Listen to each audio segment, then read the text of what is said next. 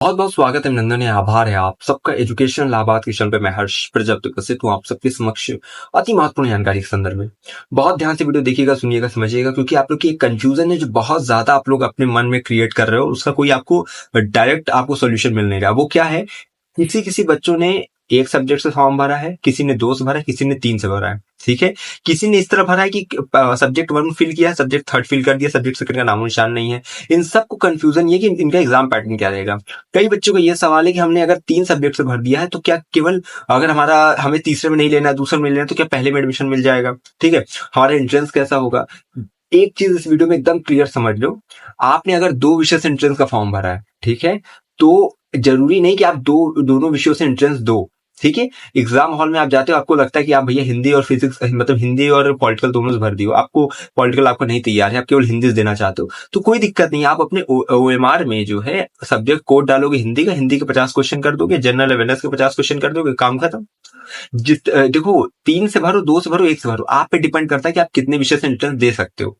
ठीक है, देना चाह रहे हो तो ये कोई कंपलसरी नहीं है कि 3 से भर दियो तो आपको जो है देना ही देना है, 2 विषय से भर दी तो आपको देना ही देना है। ठीक है, आप याद रखो, आपने एक सब्जेक्ट से एंट्रेंस का फॉर्म भरा है, आपके 50 क्वेश्चन आएंगे, जनरल अवेयरनेस के 50 क्वेश्चन आएंगे सब्जेक्ट रिलेटेड। ठीक, 100 क्वेश्चन आपको करके आना है।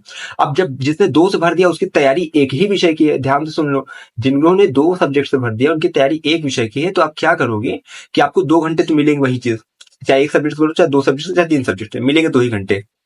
अब आप 50 क्वेश्चन पहले अपना सब्जेक्ट कोड डालो। ठीक है, मान लो कि आपने हिंदी और इंग्लिश से भर दिया है, आपको इंग्लिश का नहीं करना है, आपको हिंदी करना है, तो आप अपने OMR में सब्जेक्ट कोड डालोगे, हिंदी का 50 क्वेश्चन हिंदी का कर दोगे, 50 जनरल अवेयरनेस का, बात खत्म। जिसके क्वेश्चन अटेम्प्ट करोगे उसी के आंसर काउंट होंगे। ठीक है, अगर मान लो आपके पास टाइम है, निगेटिव मार्किंग है नहीं, तो आप हिंदी का भी इंग्लिश का भी जो है सब्जेक्ट कोड डालो, इंग्लिश का ही मार दो, क्या दिक्कत है। आपके लिए ये रहेगा ना, बाद में ऑप्शन रहेगा, आप चाहो तो जब कट ऑफ बनेगी तो जनरल अवेयरनेस और हिंदी को मिलाकर 300 में अलग हिंदी की कट ऑफ बनेगी, फिर जनरल अवेयरनेस इंग्लिश को मिलाकर इंग्लिश की अलग कट ऑफ बनेगी। अगर आपका नंबर इंग्लिश में अच्छा आ गया तो इंग्लिश में एडमिशन ले लेना, हिंदी में अच्छा आ गया तो हिंदी में एडमिशन ले लेना। अब मान लो कि जिसकी तैयारी नहीं है बिल्कुल, तो अब नहीं देना चाहता, तो कोई दिक्कत नहीं, आप सब्जेक्ट 1 केवल उसका कोड डालना, जिस सब्जेक्ट से इंटरेस्ट देना और आप उसको दे देना। ठीक है, आपका जब रिजल्ट आएगा तो आपको उसी में एडमिशन मिल जाएगा, कोई दिक्कत नहीं है। आप एग्जाम हॉल में भी डिसीजन ले सकते हो कि आपको किस विषय से इंटरेस्ट देना है। अब जिन्होंने 3 विषय से भर दिया, पहली चीज आपको पता है जो थर्ड सब्जेक्ट होता है वो नॉन सब्जेक्ट में आता है, और उसके लिए आपको इंट्रेंस नहीं देना होता उस सब्जेक्ट का। ठीक है, आपको देना किससे, सब्जेक्ट 1 और 2 जो आपने फिल किया उसी से आपका इंट्रेंस होगा। 50 क्वेश्चन सब्जेक्ट 1 के, 50 सब्जेक्ट सेकंड के, और 50 क्वेश्चन आपके आएंगे जनरल अवेयरनेस के। कुल 150 क्वेश्चन आपको करने रहेंगे, तब जाके सब्जेक्ट 3 में आप उसी का नंबर जोड़ के आधा करके सब्जेक्ट 3 के लिए कट ऑफ बनती है। अब मान लो कि आपको सब्जेक्ट 3 में एडमिशन नहीं लेना है, सब्जेक्ट 2 भी आपका नहीं तैयार है, आप सब्जेक्ट 1 तैयार है और आपको सब्जेक्ट 1 में एडमिशन लेना है, तो कोई दिक्कत नहीं, सब्जेक्ट 1 का कोड फिल करो और अपना इंट्रेंस आराम से दो। ठीक है, ये दिमाग में मत रखना कि हमने 2 सब्जेक्ट से भर दिया तो मेरे लिए कंपलसरी हमको कैसे भी करके देना है। अगर तैयारी नहीं है तो सब्जेक्ट 1 का ही केवल जो है अपना इंट्रेंस देना। अगर सब्जेक्ट 1 नहीं तैयार, सब्जेक्ट 2 केवल तैयार, सब्जेक्ट 2 को देना, यानी एक विषय से भी इंट्रेंस दे सकते हो, भले आपने 2 या 3 विषय से अपना फॉर्म भर दिया है। ठीक है, लेकिन एक चीज याद रखना, अगर आपने सब्जेक्ट 3 फिल किया है, ठीक है, और आपको सब्जेक्ट 3 में नॉन सब्जेक्ट में एडमिशन लेना है, तो आपको सब्जेक्ट 1 और 2 दोनों से एंट्रेंस एग्जाम देना पड़ेगा, तभी सब्जेक्ट 3 में एडमिशन होगा। ठीक है, क्योंकि आपको पता है सब्जेक्ट 1 में जो नंबर आएगा, सब्जेक्ट 2 में जो नंबर आएगा, उसको जोड़ के उसका आधा करके जो नंबर आएगा उसी के बेसिस पे सब्जेक्ट 3 में एडमिशन होता है नॉन सब्जेक्ट का। ठीक है, तो उम्मीद करते हैं आपको चीजें समझ में आई होगी। इसके बाद जो है आपको थोड़ा डिटेल से मैं जो है एग्जाम पैटर्न समझा दे रहा हूँ। ठीक है, थोड़ा PDF के माध्यम से, जिसके कि आपको अच्छे से चीजें समझ में आ जाए। कई बच्चे इस तरह फॉर्म फिल किए होंगे, सब्जेक्ट 1 में पॉलिटिकल साइंस डाल दिए, सब्जेक्ट 2 में कुछ नहीं डाले, इसमें हिंदी डाल दिए। उनको अगर ऐसा लगे कि हिंदी में उनका एडमिशन हो जाएगा तो ऐसा नहीं होगा। ठीक है, इसका एग्जाम पैटर्न क्या होगा अभी हम ये भी समझाएंगे। इसका क्या है, अगर इसमें क्या माना जाएगा कि आपने सब्जेक्ट 1 केवल पॉलिटिकल साइंस से फिल किया है, आपको पॉलिटिकल साइंस का कोड नंबर जो है अपने OMR सीट में फिल करना रहेगा, और केवल 50 क्वेश्चन पॉलिटिकल साइंस के और जनरल अवेयरनेस के 50 क्वेश्चन, टोटल हो गया 100 क्वेश्चन करके आने एग्जाम में। ठीक है, हिंदी से कोई मतलब नहीं है आपको। ठीक, अब इस तरह जिसने भरा है, ठीक है, हिंदी इधर इधर नन है, तो उनका क्या है, हिंदी ही है, क्योंकि इधर तो नन पहले से है, तो इनका 50 क्वेश्चन हिंदी का आएगा और 50 क्वेश्चन जनरल अवेयरनेस के आएंगे, टोटल जो 100 क्वेश्चन आएंगे। अभी भागिएगा नहीं, अभी आगे मैं पूरी PDF के माध्यम से समझाऊंगा एग्जाम पैटर्न। ये तो अभी फॉर्म के हिसाब से मैं बता रहा हूँ। यहाँ देखो, जिन बच्चों ने इस तरह अप्लाई किया कि एंशिएंट हिस्ट्री और डोंट वांट टू अप्लाई में, मतलब सेकंड सब्जेक्ट में डोंट वांट है, और जिनका सब्जेक्ट 3 में मान लो पॉलिटिकल या अदर कुछ सब्जेक्ट डाल दियो, MSc वाले भी इस तरह ध्यान देंगे। ठीक है, कि अगर आपने MSc में केमिस्ट्री वगैरह डाला है, उसके बाद सब्जेक्ट 3 में आपने कुछ आर्ट के सब्जेक्ट डाल दिए हैं और सब्जेक्ट सेकंड में कुछ नहीं, तो आप लोग का एग्जाम पैटर्न क्या होगा कि एंशिएंट हिस्ट्री 50 क्वेश्चन आपको आएंगे, 50 क्वेश्चन जनरल अवेयरनेस करेंगे, टोटल 100 क्वेश्चन रहेंगे और आपका एडमिशन केवल एंशिएंट में होगा, पॉलिटिकल के लिए आप एलिजिबल नहीं है। क्यों नहीं है? क्योंकि ये सब्जेक्ट थर्ड में तभी एडमिशन होता है जब आप सब्जेक्ट सेकंड का एंट्रेंस दो। यानी मान लो एंशिएंट यहाँ पे है और अगर आपके सब्जेक्ट सेकंड में मान लो ज्योग्राफी रख देते तो ज्योग्राफी और एंशिएंट का एंट्रेंस होता है, जितना नंबर आता इनको जोड़कर इसका हाफ कर देते, जो नंबर आता उसमें जो है पॉलिटिकल साइंस का एडमिशन होता। नॉन सब्जेक्ट कैंडिडेट के लिए डिटेल वीडियो आई बटन पे मिल रही होगी, ठीक है, जाकर देख लेना। उसमें आपको एग्जाम का पैटर्न, फॉर्म भरने का तरीका, सब चीज़ें बताई गई हैं, ठीक है। तो इसमें क्या हुआ कि अगर किसी ने अगर इस तरह भरा है कि सब्जेक्ट थर्ड भरा है, सब्जेक्ट सेकंड नहीं भरा है, तो उसको याद रखना है कि उसको एंशिएंट का ही पेपर देना। 50 क्वेश्चन उसके एंशिएंट से आएंगे, जनरल एमएलएस से 50 क्वेश्चन रहेंगे, टोटल 100 क्वेश्चन रहेंगे। इसके बाद देखिए अगर जिसने इस तरह अप्लाई किया है, देखिए ज्योग्राफी आ रहा है, don't want to apply for second subject, और इधर 0 है या नन लिखा गया है, तो आप लोग का फॉर्म एकदम ठीक है। ऐसा नहीं कि ये सब फॉर्म गलत है, ये सब फॉर्म भी सही है, एकदम सही है, ठीक है। बस ये है कि आप लोग का ये पॉलिटिकल साइंस जो किए हो उससे कोई मतलब नहीं है।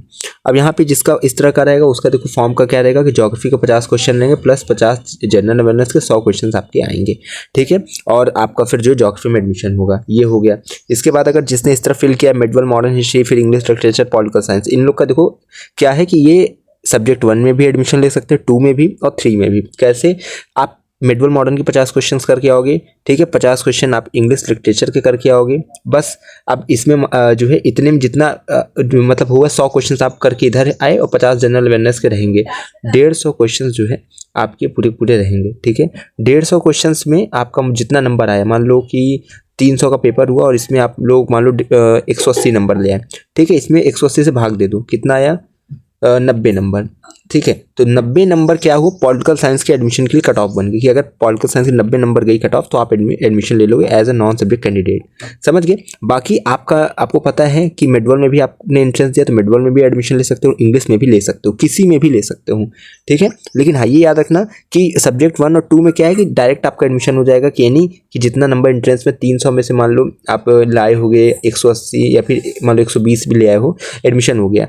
इंग्लिश लिटरेचर में क्या है 300 में से मान लो 160 ले आए हो तो एडमिशन हो गया। लेकिन पॉलिटिकल में क्या है कि 120 और 160 इसका दोनों जोड़ेंगे, हाफ करेंगे, अब जो नंबर आएगा फिर पॉलिटिकल में एडमिशन होगा, ठीक है। यानी दोनों के सम का हाफ पे जो है सब्जेक्ट थर्ड में एडमिशन होता है। और ये नहीं कि आपको इसमें मिलेगा इसमें, आप तीनों में से किसी में भी ले सकते हो, ठीक है।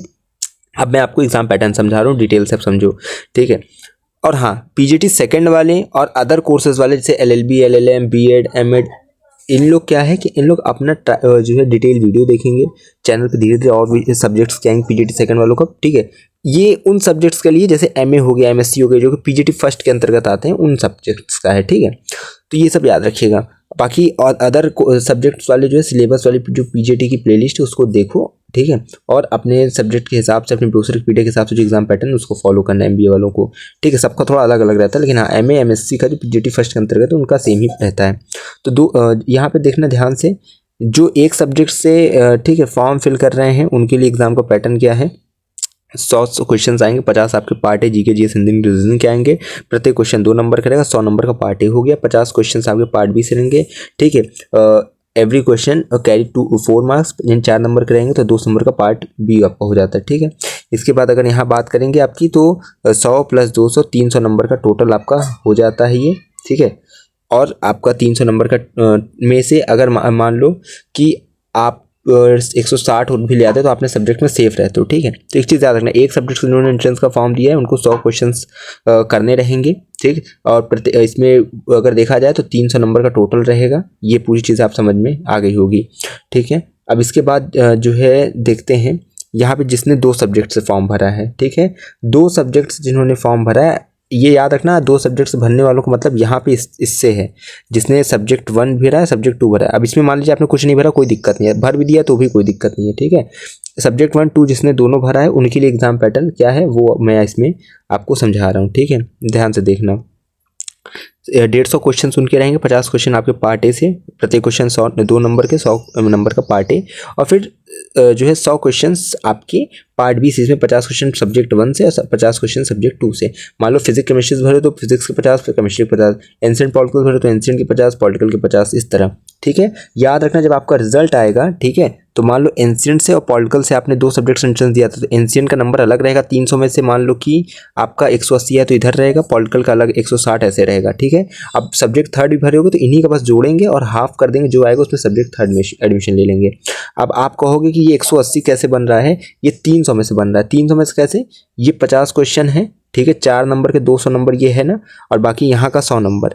पार्ट ए का और 200 का जोड़ के सब्जेक्ट 1 की यहाँ पे कट ऑफ बनेगी, फिर पार्ट ए और जो है पार्ट बी का यानी सब्जेक्ट 2 का यहाँ जोड़ के फिर 300 में से फिर यहाँ पे पॉलिटिकल की कट ऑफ बनेगी, ठीक है। इस तरह याद रखना है, यहाँ पे देखो बताया भी गया है सब्जेक्ट 1 के लिए, सब्जेक्ट 2 के लिए। इस तरह अब देखो जिन्होंने 3 सब्जेक्ट से भरा है, ठीक है, जिन्होंने जैसे सब्जेक्ट 1 भी भरा है, सब्जेक्ट 2 भी भरा है, सब्जेक्ट 3 भी भरा है, ठीक है, तो उनकी कट ऑफ कैसे बनेगी। तो 3 सब्जेक्ट से फॉर्म फिल करने वालों का जो है एग्जाम पैटर्न, जो भी तीसरा विषय का विकल्प आपने रखा है उससे आपको प्रश्न नहीं पूछे जाएंगे। कभी मत सोचना सब्जेक्ट 1 2 3 फिल किए तो 3 वाले में क्वेश्चन पूछे जाएंगे, नहीं पूछे जाते कभी, ठीक। उनका पैटर्न क्या है आप ध्यान से समझो। देखो यहाँ बताया गया है जो भी तीसरा विषय का विकल्प आपने रखा है उससे आपको प्रश्न नहीं पूछेंगे, आपके प्रश्न केवल सब्जेक्ट 1 और 2 से आएंगे, ठीक है। इसके बाद देखो एग्जाम पैटर्न क्या रहेगा, 150 क्वेश्चन आपको रहेंगे, 50 क्वेश्चन रहेंगे 100 नंबर के, यानी प्रत्येक क्वेश्चन 2 नंबर के, और यहाँ 100 क्वेश्चन रहेंगे पार्ट बी से, जिसमें सब्जेक्ट 1 जो फिल किया उससे 50 क्वेश्चन रहेंगे, सब्जेक्ट 2 जो फिल किया उससे 50 क्वेश्चन रहेंगे।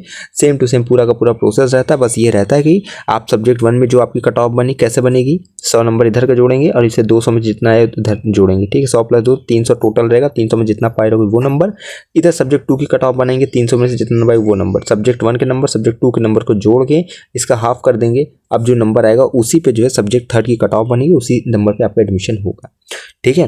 तो उम्मीद करते हैं आपको पूरा एग्जाम पैटर्न समझ में आ गया होगा, 1 सब्जेक्ट 2 सब्जेक्ट 3 सब्जेक्ट से फॉर्म भरने वालों को, ठीक है। अब जो स्पेशल कोर्स है, जो पीजीटी सेकंड के जो अदर कोर्सेस हैं, वो सब अपना एग्जाम पैटर्न अपने ब्रोशर के पीडीएफ के अनुसार और जो जिस तरह हमने सिलेबस वाली वीडियोस में कवर किए हैं उसको देखेंगे। जिनका वीडियो नहीं बनाया वो इसी वीडियो के कमेंट में लिख देंगे, तो उनके लिए डिटेल वीडियो बहुत जल्द बनाई जाएगी, ठीक है। उम्मीद करते हैं आपको एक चीज समझ में आ गई होगी और अब आपके मन में कोई कंफ्यूजन नहीं हो रही होगी कि आप सब्जेक्ट 1 से भरो, 2 से भरो, 3 से भरो, तो क्या आप एग्जाम पैटर्न क्या होगा आपको, क्या आप एक विषय से दे सकते हो, कोई दिक्कत नहीं है। आप 2 से भर दी तब भी आप 1 से देकर एडमिशन ले सकते हो, 3 से भरो तब भी आप 1 से देकर एडमिशन ले सकते हो।